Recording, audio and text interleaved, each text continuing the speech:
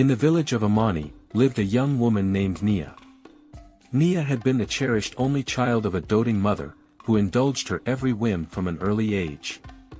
As a result, Nia never had to lift a finger around the house, growing up pampered and content to spend her days lounging and gossiping with friends. As Nia grew older, her mother began to worry about her future. Although Nia was kind-hearted and beautiful, she lacked the skills and work ethic needed to make her a good wife. Her mother feared that Nia's laziness would eventually cause her trouble. One afternoon at the bustling Mara market, Nia met a charming young man named Jabari. Jabari was hardworking and gentle, captivated by Nia's grace and beauty. It wasn't long before they fell in love and decided to marry. While Nia's mother was happy for her, she was anxious about how Nia would manage her new household responsibilities. On the day of the wedding, Nia's mother presented her with a beautifully woven basket. "My dear Nia," she said, "this is a special gift to help you with your chores. It will ease your burdens, but remember, there is one rule: you can only use it for 1 year. During this time, you must learn how to take care of your home." Nia opened the basket to reveal a delicate, intricately carved calabash. As she lifted the lid, a small shimmering creature, a fairy, emerged. This household fairy could perform any domestic task with incredible speed and efficiency. "You are to study this fairy as it works, learn how it cooks, washes, and manages the home. What I have failed to teach you, I hope this fairy will," said Nia's mother. "But do not be lazy. You have only 1 year, after which I will come back to collect it." Nia was overjoyed. She named the fairy Amani and quickly set it to work. Amani swept the floors, washed the dishes, and did the laundry with such skill that Nia barely had to lift a finger. Life was a dream, and Nia was content. However, instead of learning from Amani as her mother instructed, Nia spent her days sleeping, gossiping, and visiting friends. A year passed in the blink of an eye. On the last day, as the sun set, Amani returned to the calabash, its magic completed. Nia now had to manage the household on her own. She quickly realized she had learned nothing. The house fell into disarray, and her attempts at cooking were disastrous. To hide her failures, she began to buy food from the market for Jabari. One day, overwhelmed by the mess and desperate for a quick solution, Nia tried to use Amani again. She opened the calabash and called out to the fairy. Amani appeared and dutifully began to arrange the home. However, each time Amani finished, the house magically returned to its disordered state, even worse than before. Objects that had been neatly placed flew off shelves, and dust settled faster than Amani could clean. Chaos reigned. Nia realized that Amani's magic was no longer effective and that she had to take responsibility for her own home. The fairy's magic, now corrupted by Nia's neglect, only made things worse. She put the calabash away, understanding that she could no longer rely on it. Struggling but determined, Nia began to clean and arrange the house by herself. Without the fairy's help, the house was not as tidy as before.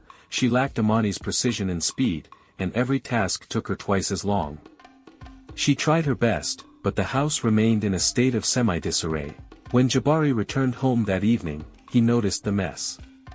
"Nia, why is the house so disorganized?" he asked, concern evident in his voice. Nia, feeling the weight of her failures and desperate to cover them, quickly replied, "I'm not feeling too well today, Jabari. I tried my best, but I just couldn't keep up." Jabari looked at her with a mix of sympathy and worry. "You should have told me you were feeling unwell. We can tackle the chores together." One evening, Jabari came home early before Nia had a chance to buy food from the market. Panicking, she called out to Amani, forgetting that the fairy's magic had expired. Miraculously, Amani emerged and prepared a delicious meal just as it had done before. Jabari praised Nia for the meal, completely unaware of her deception. That night, Nia had a vivid dream. She found herself in a dark forest, surrounded by glowing eyes. Amani appeared before her, but instead of its usual friendly demeanor, it held a long cane. "Nia," it said sternly, "you have wasted the year you were given. You neglected your duties and ignored the chance to learn. Now, you must face the consequences.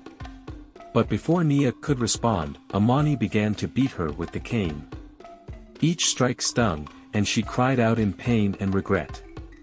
I'm sorry, she pleaded, but Amani continued, teaching her a lesson she would never forget. When Nia awoke, her body ached as if the dream had been real. She looked around at her disordered home and realized the severity of her situation. With renewed determination, she set to work, slowly cleaning the house and attempting to cook. That night, Nia sat alone, pondering her situation.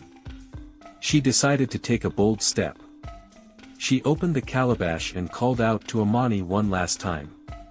Amani, she said, her voice trembling, ever since you stopped working for me, my house has fallen into disarray and dirt.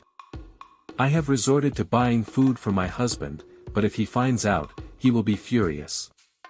He's already growing suspicious.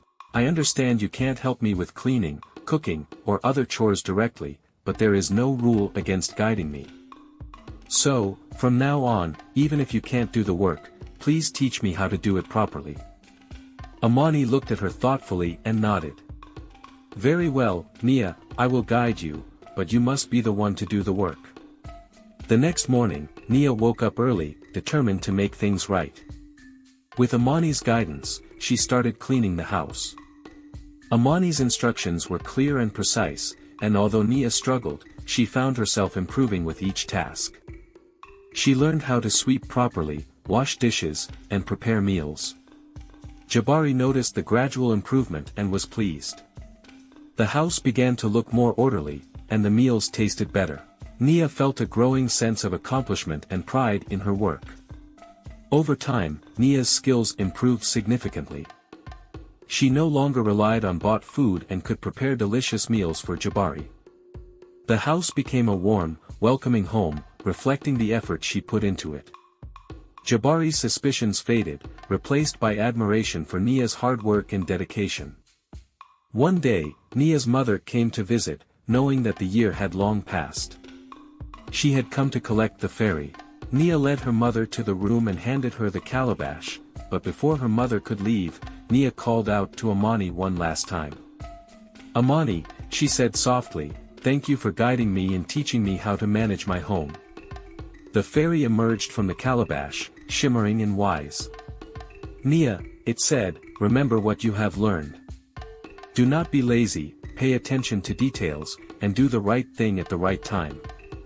Carry out your responsibilities diligently, but also know when to ask for help when you need it. These lessons will serve you well in all aspects of life. Nia nodded, tears of gratitude in her eyes. She watched as her mother took the calabash and left, feeling a sense of pride and responsibility she had never known before. Amani, now safely kept with Nia's mother, remained a silent guardian and a reminder of the invaluable lessons learned. Nia understood the value of hard work, the pitfalls of shortcuts, and the importance of balancing self-reliance with seeking help when needed, and not transferring responsibilities to another.